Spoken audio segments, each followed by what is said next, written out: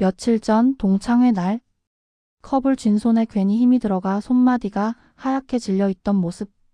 그때 나는 아무 말도 하지 않았는데 이미 설명을 끝낸 사람처럼 앉아 있었다. 집을 나서기 전 옷장 앞에 한참을 서 있었다. 너무 튀지 않는 옷, 그렇다고 너무 초라해 보이지도 않는 옷.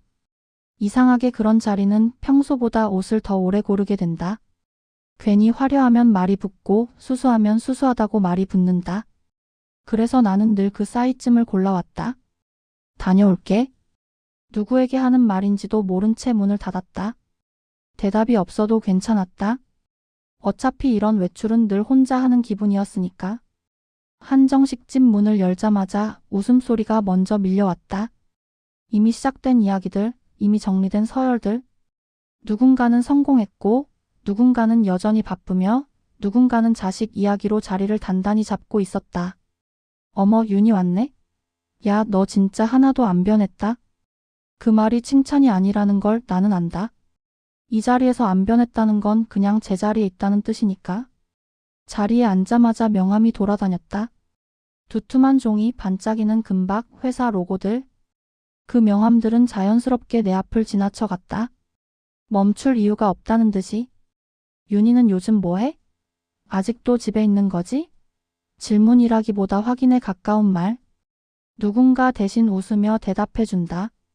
얘는 원래 그런 애잖아? 나는 고개를 끄덕이며 따라 웃었다. 그냥 이것저것. 그 말로 대화는 끝났다. 더 묻지 않는 것이 이 사람들 나름의 예의라는 것도 알고 있다. 하지만 묻지 않는다는 게 사람을 얼마나 쉽게 지워버리는지도 안다. 이야기는 곧 다른 쪽으로 흘렀다.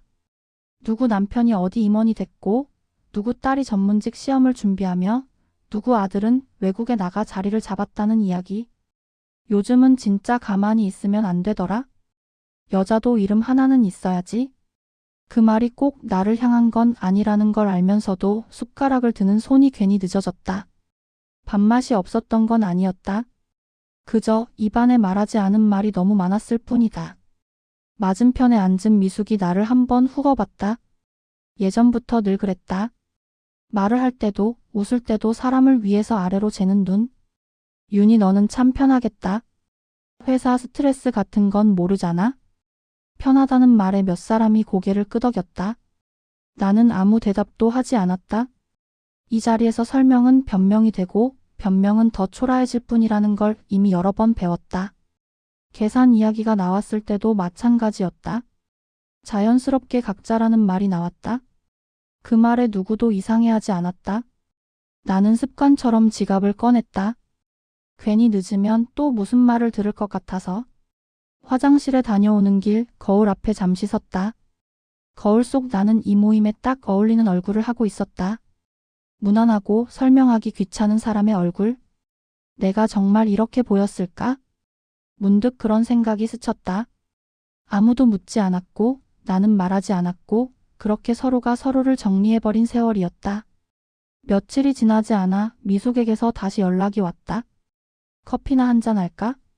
대단한 모임이 아니라는 듯 아주 가볍게 던지는 말이었다. 나는 잠시 망설이다가 나갔다. 거절할 만큼 불편하진 않았고 나갈 만큼 기대하지도 않았다.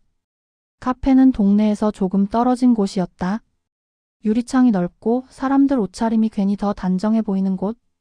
이미 셋이 와 있었다. 미숙, 선영, 그리고 정숙.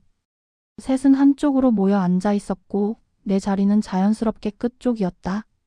어머, 윤희 왔네. 여전하다, 여전해. 그 말은 또다시 칭찬과 정리의 경계에 걸쳐 있었다. 자리에 앉자마자 커피 이야기가 오갔다.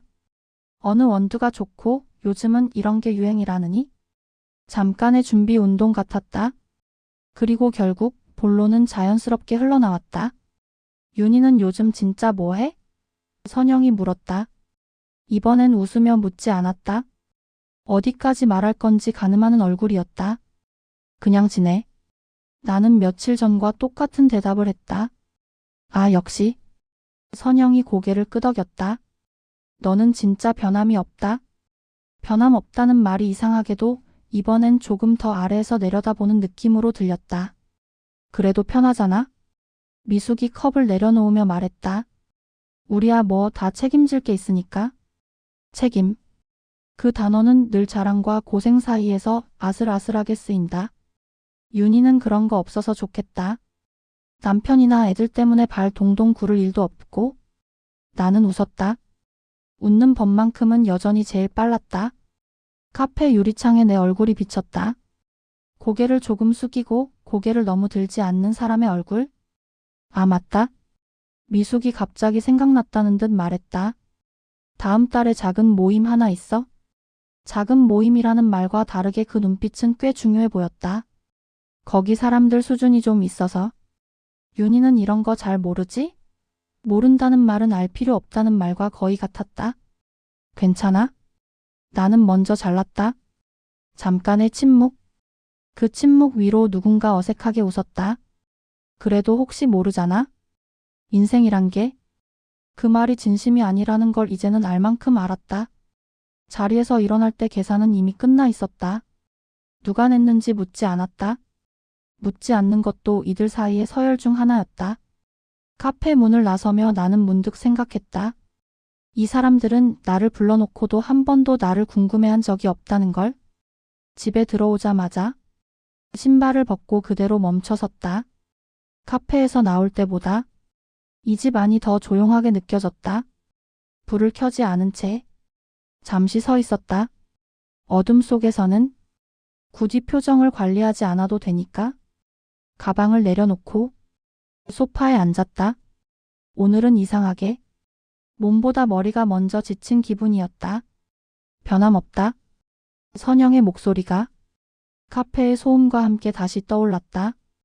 사람들은 참 쉽게 한 사람의 시간을 한 단어로 묶어버린다. 변하지 않은 게 아니라 말하지 않았을 뿐인데 나는 늘 말하지 않는 쪽을 골라왔다. 설명하면 오해가 늘었고 오해를 풀면 관계가 달라졌다. 그렇게 달라진 관계는 대부분 오래가지 않았다. 주방으로 가. 물을 한 잔 따랐다. 컵을 잡은 손에 다시 힘이 들어갔다. 동창회 자리에서도 카페에서도 사람들은 묻지 않았다. 정확히는 알고 싶어 하지 않았다. 뭐해? 라는 질문은 이미 답이 정해진 질문이었고 그 답에서 벗어나면 분위기가 어색해진다는 걸 다들 잘 알고 있었다. 휴대폰이 울렸다.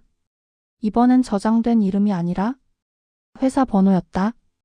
나는 잠시 망설이다가 전화를 받았다. 대표님, 아까 말씀하신 건 내일 오전으로 잡아두면 될까요? 대표님이라는 호칭이 이 집 안에서는 아직도 조금 낯설었다. 네. 나는 짧게 대답했다. 그렇게 해요? 전화를 끊고 카페에서 들었던 말들이 문득 우습게 느껴졌다. 편하다. 욕심 없다. 변함없다. 그 말들 사이에 내 자리는 없었다. 그 사람들은 내가 어떤 하루를 보내는지, 어떤 결정을 하는지 전혀 궁금해하지 않았다. 그게 오히려 다행이라는 생각도 들었다. 적어도 지금까지는. 창밖을 보니 어느새 어둠이 완전히 내려앉아 있었다. 낮과 밤이 바뀌는 걸 아무도 알려주지 않는 시간. 나는 천천히 숨을 내쉬었다. 지금까지는 말하지 않는 쪽이 나를 지켜주는 선택이었다. 하지만 그 선택이 언제까지나 안전한 건 아니라는 걸 요즘 들어 자주 느끼고 있었다. 다음 날 아침 평소보다 조금 이르게 눈이 떠졌다. 알람이 울리기 전이었고 이유 없이 머릿속이 또렷했다. 창문을 열자 차가운 공기가 들어왔다. 이상하게도 어제보다 숨쉬기가 편했다. 간단히 옷을 챙겨 입고 집을 나섰다. 오늘 일정은 빡빡하지 않았다. 하지만 비워둔 시간은 없었다. 건물 앞에 도착했을 때 이미 차 한 대가 서 있었다. 늘 타던 차였지만 운전석에서 내리는 사람은 달랐다. 대표님. 그 한마디에 나는 잠깐 발걸음을 멈췄다. 아직도 이 호칭에는 조금의 어색함이 남아 있었다. 오늘은 제가 직접 모실게요. 비서실장 민경이었다. 늘 일정표와 사람들 사이에서 내가 말하지 않아도 먼저 파악하는 사람. 일찍 오셨네요? 내가 말했다. 대표님이 더 일찍 나오셨어요? 민경은 웃으며 문을 열어주었다. 차 안은 조용했다.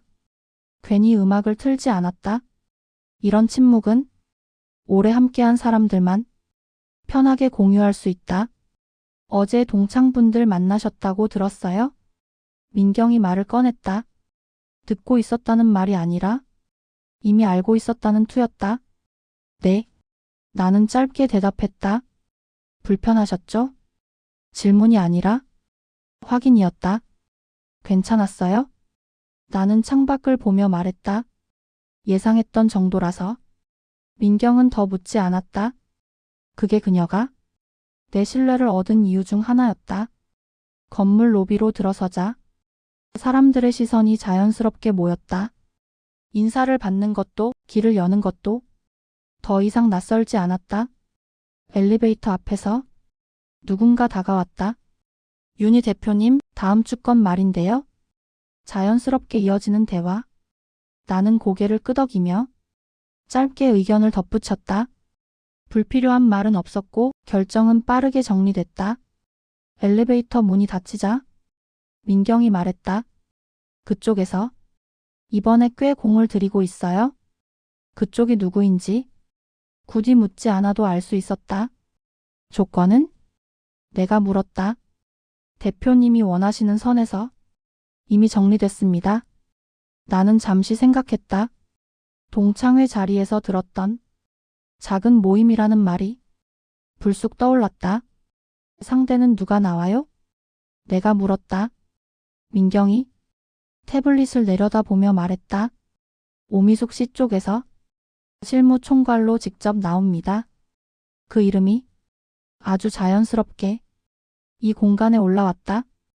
엘리베이터가 조용히 멈췄다. 나는 한 박자 늦게 발을 내디뎠다. 그래요? 내가 말했다. 그럼 그 자리 제가 직접 나갈게요. 민경의 눈이 아주 잠깐 커졌다가 곧 평소의 표정으로 돌아왔다. 알겠습니다. 그렇게 준비하겠습니다. 사무실 문이 열리고 밝은 빛이 쏟아졌다. 이곳에서는 누구도 내가 누구인지 묻지 않았다. 동창들은 아직도 내가 변하지 않았다고 생각할 것이다. 하지만 세상에는 설명하지 않아도 이미 바뀐 자리들이 있다. 그리고 다음에 만날 때는 누가 누구를 부르는지부터 달라질 거라는 걸 나는 알고 있었다. 미숙은 그날 아침 거울 앞에서 립스틱을 고르다 2번이나 색을 바꿨다. 과하지 않게 하지만 분명히 보이게. 이런 자리는 첫인상이 전부라는 걸 그녀는 누구보다 잘 알고 있었다. 회의 자료는 이미 전날 밤에 한 번 더 훑어봤다. 조건은 나쁘지 않았다. 아니, 솔직히 말하면 꽤 유리한 쪽이었다. 이 정도면 상대도 급하겠지. 미숙은 그렇게 판단했다. 상대 회사는 조용하지만 자금력이 있다는 정도만 알려져 있었다. 대표가 직접 나온다는 이야기도 들었지만 크게 신경 쓰지 않았다. 대표가 누구든 결국 결정은 숫자였다. 회의실 안에는 이미 몇 사람이 자리를 잡고 있었다. 깔끔한 정장, 정리된 노트북, 여유 있는 태도. 미숙은 상대방의 막내 직원쯤으로 보이는 사람에게 가볍게 말을 건넸다. 대표님은 아직이시죠? 곧 오실 겁니다. 그 말투가 어딘가 지나치게 공손하다는 걸 미숙은 알아차리지 못했다. 자료를 펼치며 미숙은 머릿속으로 대화를 미리 그려봤다. 조건을 조금 더 끌어내고 일부는 다음 단계로 미루고 결정권자가 흔들리는 지점을 정확히 찌른다. 익숙한 흐름이었다. 회의실 문이 열리는 소리가 났다. 미숙은 자연스럽게 고개를 들었다. 상대 대표의 얼굴을 보기 위해서였다. 그리고 그 순간 머릿속에서 준비해둔 모든 문장이 동시에 멈췄다. 윤이었다. 카페에서 보던 그 얼굴, 고개를 너무 들지도 숙이지도 않던 그 표정. 하지만 지금은 달랐다. 윤희는 회의실 안을 한번 훑어본 뒤 가장 안쪽 자리에 자연스럽게 앉았다. 누군가 의자를 빼주었고 누군가 자료를 앞에 놓아주었다. 대표님, 자료 준비됐습니다. 그 호칭이 분명하게 들렸다. 미숙은 잠깐 웃음을 지으려다 입꼬리가 굳는 걸 느꼈다. 윤윤희? 윤희는 그제야 미숙을 바라봤다. 놀라지도 당황하지도 않은 얼굴이었다. 오랜만이네요. 조용한 인사였다. 그 한마디로 회의실의 공기가 달라졌다. 미숙의 손이 펜을 쥔 채 멈췄다. 아까까지 정리돼 있던 숫자들이 의미를 잃는 기분이었다. 윤희는 서류를 넘기며 말했다. 조건은 이미 전달받았습니다. 말투는 부드러웠지만 선택권은 이미 그녀 쪽에 있다는 걸 숨기지 않는 톤이었다. 이건 우리 쪽에서 제안은 아니고요. 우리 쪽. 그 말이 이상하게 크게 들렸다. 미숙은 처음으로 상대방의 자료를 제대로 보기 시작했다. 숫자들이 자기 편이 아니라는 걸 그제야 눈치챘다. 회의는 아직 시작도 하지 않았는데 미숙은 이미 한 발 늦어 있었다. 회의는 윤희의 말로 시작됐다. 우리가 이 프로젝트를 검토한 건 단순한 투자 목적은 아닙니다. 그녀는 서류를 덮지 않은 채 미숙을 바라봤다. 장기적으로 같이 갈 수 있는 구조인지 그걸 먼저 보고 싶습니다. 말투는 차분했다. 그러나 질문은 이미 평가였다. 미숙은 입술을 살짝 적셨다. 물론입니다. 저희도 단기 성과보다는 그건 이미 자료에 있습니다. 윤희가 말을 끊었다. 부드러웠지만 단호했다. 제가 궁금한 건 위험을 누가 어디까지 감수할 건지입니다. 회의실이 조용해졌다. 미숙은 고개를 숙여 자료를 넘겼다. 아까까지 분명히 자기 쪽이 유리하다고 생각했던 조건들이 이제는 하나하나 불리한 문장으로 보였다. 이 조항은 조정이 필요합니다. 윤희가 펜으로 한 줄을 짚었다. 이건 우리 쪽에서 양보하기 어렵고요. 우리 쪽. 그 말이 다시 한번 회의실을 가볍게 눌렀다. 미숙은 자기도 모르게 말했다. 이 조건은 처음 제안과 다르잖아요? 윤희는 조금도 흔들리지 않았다. 다르죠? 그래서 제가 직접 나온 겁니다. 그 말에 상대편 직원들이 고개를 끄덕였다. 미숙은 처음으로 이 회의가 협상이 아니라 통보이라는 걸 깨달았다. 윤희는 다시 서류를 넘겼다. 그리고 이 부분. 이번엔 미숙이 가장 자신 있던 조항이었다. 여기서 결정권은 우리에게 있습니다. 미숙의 손이 자료 위에서 멈췄다. 회의가 진행될수록 미숙의 말은 짧아졌고 윤희 쪽의 입장은 더 단호해졌다. 회의 중간 잠시 쉬는 시간이 주어졌다. 미숙은 화장실로 향했다. 거울 앞에 서서 숨을 크게 한 번 고르고 얼굴을 들었다. 아니야. 우연일 거야. 하지만 마음 한구석에서 이미 다른 목소리가 고개를 들고 있었다. 그때 휴대폰이 진동했다. 동창회 단톡방이었다. 선영, 야, 너희 얘기 들었어? 정숙 무슨 얘기?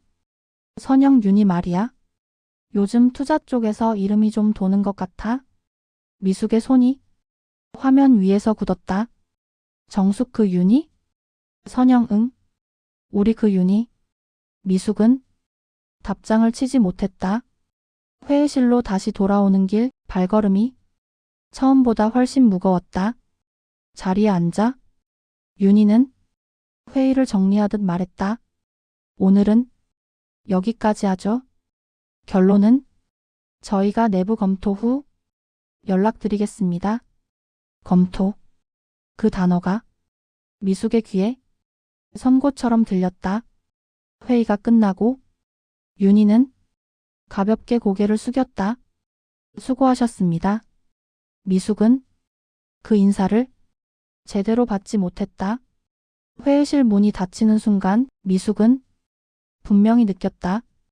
이 계약의 주도권이 완전히 자기 손을 떠났다는 걸.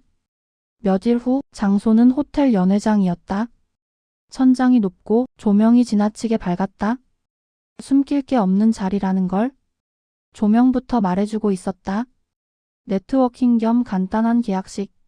미숙은 그렇게 들었다. 동창 몇 명도 초대받았다는 말을 들었을 때 미숙은 오히려 마음이 조금 놓였다. 그래도 여기선 내 체면이 있지.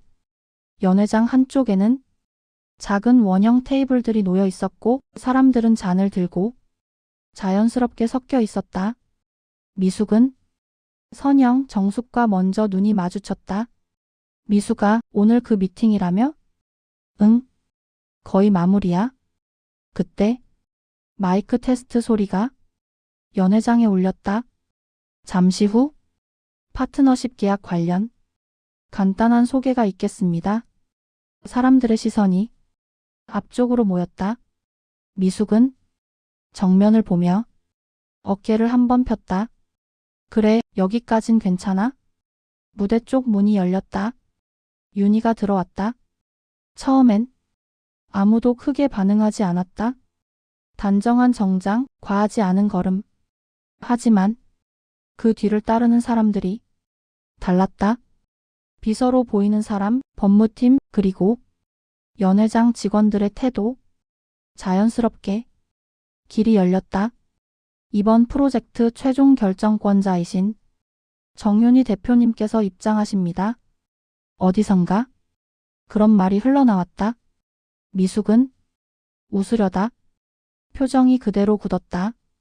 윤희는 무대 앞에서 잠시 멈췄다. 마이크를 잡은 사람이 정중하게 소개했다.